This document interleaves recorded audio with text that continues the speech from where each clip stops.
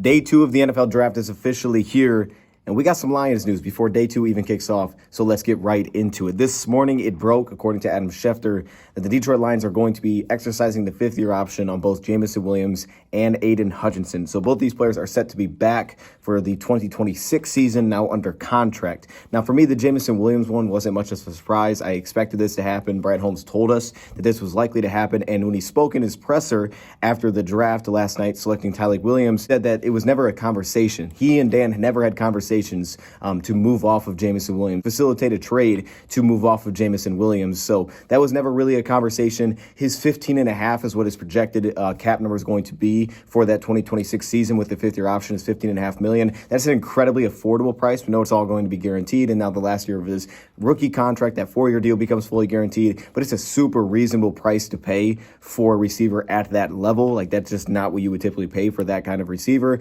So for me, the price tag isn't even that expensive. The only real conversation with the Jameson situation was, well, you kind of just jump off now, right? While he's riding high. He just had the 1,000-yard season because maybe you can't pay him long-term. But for me, those conversations wouldn't even come up yet. If there are going to be those conversations, those wouldn't happen until this next season because, one, we need him to do what we want to do as a team. Two, it's going to be very difficult to replace a piece like that, especially if you're looking at the draft and you didn't address it in free agency. And three, it just doesn't really make sense financially right now for us to jump off. I mean, that price point is super reasonable. So I'm glad this got done. I'm glad this just happened. I would have honestly liked to see it happen even sooner just to make sure there was no noise about this. But I'm happy it's done and that Jameson Williams is going to be locked in for the next couple of seasons and that Brad Holmes kind of shut down all that noise. Aidan Hutchinson also, his fifth-year option is picked up. Now, that's set to be like $20.8 million, somewhere in that range. It's what is projected according to Over the Cap. The key that I look at there, when you look at those numbers, they don't have to be that number. And we saw that with Penei Sewell. The Detroit Lions ultimately overlapped a new contract with Penei Sewell into the fifth-year option so that fifth year, the price tag wasn't the same as what the fifth-year option is set to be because of the new deal. And his then fifth-year deal, his cap number was just over $9 million for that season. So that doesn't mean the Lions are going to do that with Jameson if they get an extension, or with Aidan Hutchinson in this case, if they get an extension. They don't have to. They can just kind of ride with that fifth-year option and what that number is at $20.8 million. I mean, for his position, financially, that's not bad at all. You know, one of the best edge rushers in football, if not the best. That's not a bad price tag, but if they needed to drop that because they need it for a timeline reason to have it lower, they do have that option as well to try to kind of overlap that contract back in and fold it back in just like they did with Penei Sewell. So they'll have some flexibility there, but those two guys being locked in are no-brainers. Not a ton of fifth-year options picked up, but those are just no-brainers to me. Now, on top of the fifth-year options being picked up, just a quick little side note on Tyleik Williams. The breakdown video kind of dropped yesterday. That was something I had created. I threw it in there. Those are my unbiased thoughts on the draft pick because I didn't make that like right after the Detroit Lions selected Tyleik. Okay, I had that. So those are unbiased opinions before we drafted him. I didn't know we were going to take him, and we did. But he also spoke in his presser about, of course, the opportunity to address the edge position. Everybody wants to think about drafting an edge rusher. It's going to be available, and I think there was a couple of key notes that I took away from Brad Holmes. First off, the run on interior defensive lineman and interior offensive line was huge. I don't even know if I would call it a run as much as there's just not anybody left. Like, everybody just got grabbed. I mean, having Minnesota at 24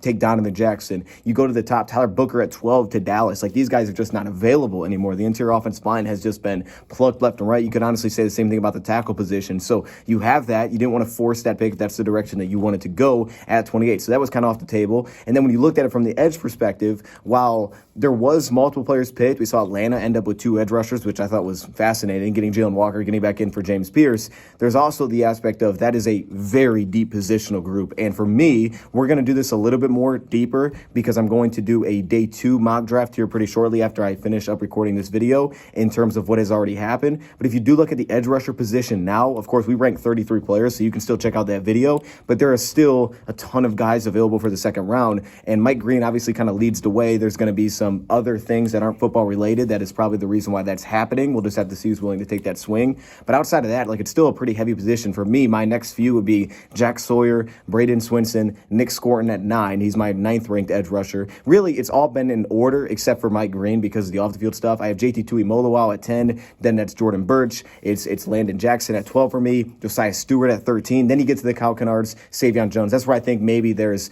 more of a round 3 feel and potentially further back. But the edge position is that heavy where if you wanted to go that route, you could. It's just that interior defensive line taking a huge step back. TJ Sanders is a standout player to me. He may go pretty early today, but he is undersized as an interior rusher with those, big ankles, right? He does a good job with some contact balance as a pass rusher, but those two positions in general have been just plucked. So keep an eye on if the Lions do want to get into your offensive lineman, doing it early because of where that position group could be at, kind of just jumping on it if they have a guy that's standing out to them. But at the same time, I think that what we saw yesterday is, one, we saw guys with injury concerns, Will Johnson, Jahad Campbell, both those guys had the injury concerns, and you had guys like Mike Green with the off-the-field stuff. And outside of that, it was pretty open for where I thought the Lions would go because I had a lot of players kind of in the same spot there. Malachi Starks being off the board. Everybody was kind of in the same spot. And I actually went back today and looked. I had the exact same grade I had on Tyleik Williams as I had on Jahad Campbell. You guys know I was a little bit lower on my grade with Jahad Campbell, and obviously he went to 31. But for me, just from a player perspective, I actually had the exact same grade on those two players just to give some perspective on the Tyleik Williams draft pick. And we know that he said that Tyleik Williams reminded him of Ali McNeil, the flexibility up front at 330 pounds. He's incredibly athletic. So I went back through my notes to break down videos up. I went back through my notes and I also posted this on the community of my positional grades. And what stood out to me was when I looked through the positional grades, I had a lot of high grades in the positional factors, which is a lot of times more of the technical aspects, right? The ability to shed blocks, the hand usage. The big one that stood out to me is his agility. I gave it a 7+. All right. That means it had an opportunity to get into the elite range. And that is something that can be a separator, right? Aidan Hutchinson has that as well. You look at Ali McNeil, guys that have that agility in the interior, that can be a special trait. I thought Nick Scorin is also at a pretty high level there, not to that extent though. Nick Scorin, I think, stands out because of that. He's not even at that level. So seeing that and also seeing the football intelligence grade, which I had a great grade on, and you listen to Brad Holmes afterwards speak about his instincts, and he thought it was up there with only one other interior defensive lineman in this year's class, makes a ton of sense. That's why I have his football intelligence at a great level. I thought that, for example, Derek Carmen was below average in that category. I like Derek Carmen a lot, but I had him below average there, and that matters a lot, right? The feel for the game. What Walter Nolan, the feel for the game. It's inconsistent. Tyleik Williams, it's not the same issue there, right? He has a great feel for the game. So the more you look at it, you see the grades, and the more I step back, even though it wasn't a name that was top of my mind, and that's all me because I didn't have the board in front of me when I was reacting to the pick, but when I go back through and I look at the grades, I'm like, it makes a ton of sense because at that point, there's really nobody standing out, and also on top of that, for me, grades-wise, he was right up there with who you would consider the top. So for me to have the same grade as I had on Campbell, I think kind of says it all at that spot. I'm excited about the pick because it's good for now with the Ali McNeil injury, but also as he points out for the future, that can be your DJ Reader replacement. There's flexibility there because it's not that he has to potentially he's got to lose 20 pounds to be athletic. He's already very athletic. I mean, his first step's not outstanding, but it's good. He already is an athletic interior defensive lineman. My initial title was the most impressive athlete at 330 pounds. So that tells you all you need to know about him. He can be the replacement for DJ Reader going forward, but for now, we need some help. And he's going to give us some help with Ali McNeil missing the the season. So like Brad Holmes said, it actually works out really well for them. So day 2, we're going to have a mock draft for that here in a second, but I want to leave that there. JMO, Hutch, 5th-year options exercise. Appreciate y'all joining, and I'll be here for day 2. So join me tonight.